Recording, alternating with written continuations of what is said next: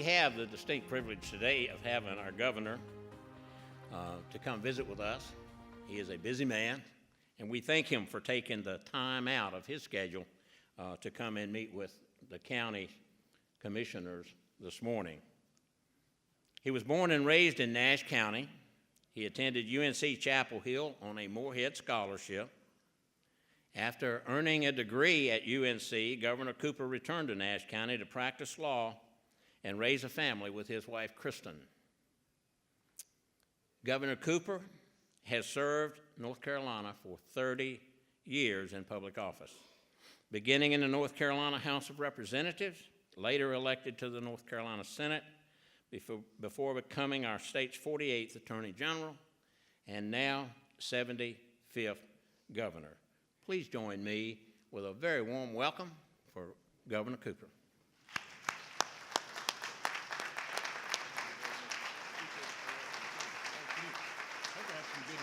County pretty soon. It would be nice. Oh man, wouldn't that be nice? Thank you, Fred. Thank you very much. Thank you all public servants. I'm grateful to see my Nash County contingent right there. Thank you guys for what you do. Thank you for your friendship. County government is where it happens. You're the hub. You're the people who have to make decisions about what happens in your area, and what frustrates you a lot of times is the state and federal government telling you how to do it and why to do it and not giving you enough money to do it. And one thing I know is that local decisions can be best made on the local level. So I want to tell you that we want to keep working with you to move North Carolina forward and move the people in your counties forward. Sorry about the fire that your staff, administrative offices have gone through, and I know that people are working and doing the best they can right now, but know that they are out there working for you and on your behalf. And I've also appointed a new Director of Intergovernmental Affairs. I think he's here today, Jordan Wichard. Is Jordan here? Jordan, if you can just stand up. There's Jordan Wichard right there. So any problem that you have with state government, Jordan's going to fix it for you. So, Jordan grew up in Pitt County, and we're glad to have him on board. People have asked me, what do you want out of this? What do you want out of being governor at the end of the day? And I tell them I want a North Carolina population that's better educated, that's healthier, and where people have more money in their pockets, and that they have the opportunity to live a more abundant and purposeful life. That's what I want at the end of the day. The secretaries that I've hired, the people that I've put in place in our department, I tell them to keep that vision in their mind as they go about their day-to-day activities. Our everyday working people living in your counties, often struggling to make ends meet. They're doing the best they can. We need to work to create the jobs, to give them the education, to make sure they are healthy enough to get those jobs so that they can put more money in their pockets and have a more purposeful and abundant life. And working together, I think we can do that. First, and I hear this from CEOs, not only all over the country, but all over the world, we need to make sure we have the workforce. The CEOs I talk to, the first question, do you have the people? Do you have the people who can perform the jobs that I create? That's the first word. What we have to do in North Carolina is to make our state a top 10 educated state by 2025. We can do that. I'm pleased that a lot of our budget proposals involving education have been adopted in the Senate budget. Not as much as we think should be done, but I'm pleased we're on that road. And I just had breakfast with House Republican leadership this morning, talking to them about their budget. Education has to be a focal point. And I'm talking about early childhood all the way through our great community colleges and universities. We funded in my budget all of the waiting list for pre-K. And we need to get more kids in pre-K and get them ready to learn. It's Teacher Appreciation Week. I've talked to a lot of teachers and thanked them. The elementary school teachers tell us, please invest in early childhood, because getting these kids ready to go to school and ready to learn is critical, and the science proves it. And that's why so many in the business community are supporting the effort for quality child care and for pre-K. We know we got to get our teacher salaries up.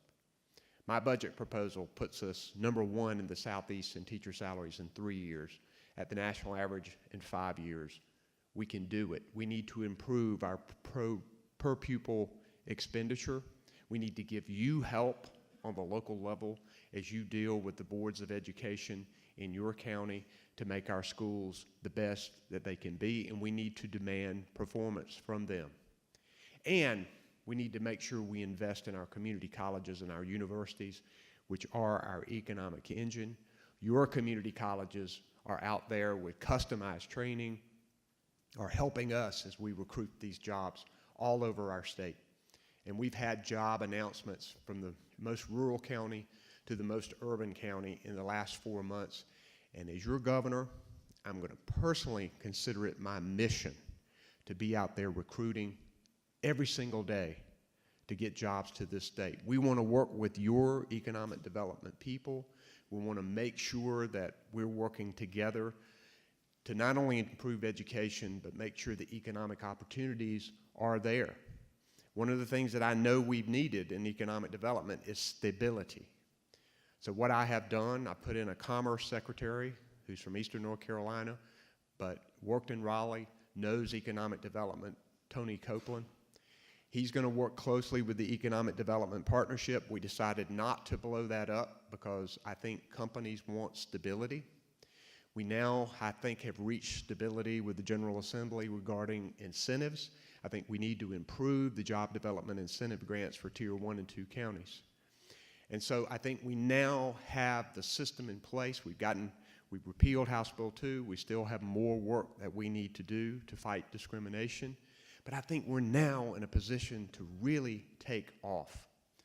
But I think now the legislature needs to step up with infrastructure help. And what I mean by that is help with expanding broadband to these rural counties. Not only do we need it economically, putting our businesses in rural areas in touch with the world and creating world markets, but we need it for education and making sure these kids have the opportunities. We need to help you invest in water and sewer and make sure that roads are there. And in our budget, we've got a $30 million proposal for ready sites in these Tier 1 and 2 counties. And we want to work with you to make sure that you've got the tools that you need. Every county in this state has positives. Yeah, we can talk about the challenges that all of the counties have, sure, and we need to because we need to address them. But every single county has great things about them. And companies are looking for different things as they get ready to set up shop. So what we have to do is to market our strengths. And state and local need to work together to market those strengths so that we can bring prospects to you and you can let us know when prospects are contacting you. And we can't forget small business, which is the key to creating good jobs and making sure we invest in small business loans. I think one of the great things that we could do for our economy is to accept Medicaid expansion. Carolina Cares, Republican leadership has introduced that in the North Carolina House. Republican states across this country with Republican leadership have made the economic decision that it's the right thing to do. Since their people are paying taxes to Washington, some of that money needs to come back. We're also going to have a comprehensive infrastructure plan that we look forward to presenting to the General Assembly soon to make sure that we've got the transportation that we need to go forward. I'm excited about what we can do in our state. I know that county commissioners are elected on a partisan basis, and I know that it's been pretty obvious that I've had some well-publicized differences with the Republican leadership, and those differences are continuing on certain issues. But it's important for all of us, each one of us, to compartmentalize. And it's important for Republican and Democratic county commissioners, as well as a Democratic governor with a Republican legislature, for the first question to be, where do we agree?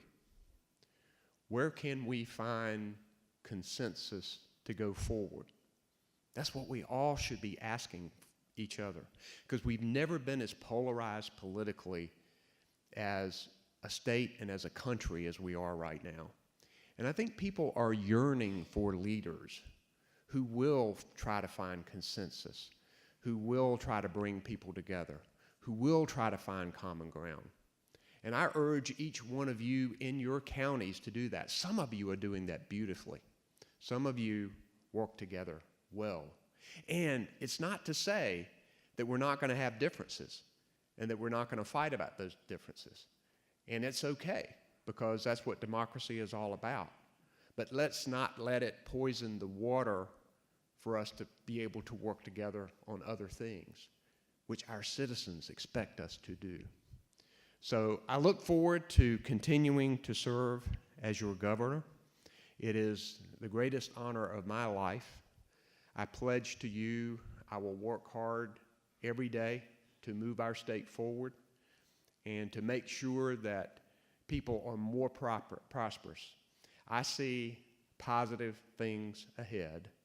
You are a key in that effort, and I pledge to you that I will continue working with you to move North Carolina forward. And I hope you have a great day in Raleigh. Thanks so much for letting me come by. I appreciate it.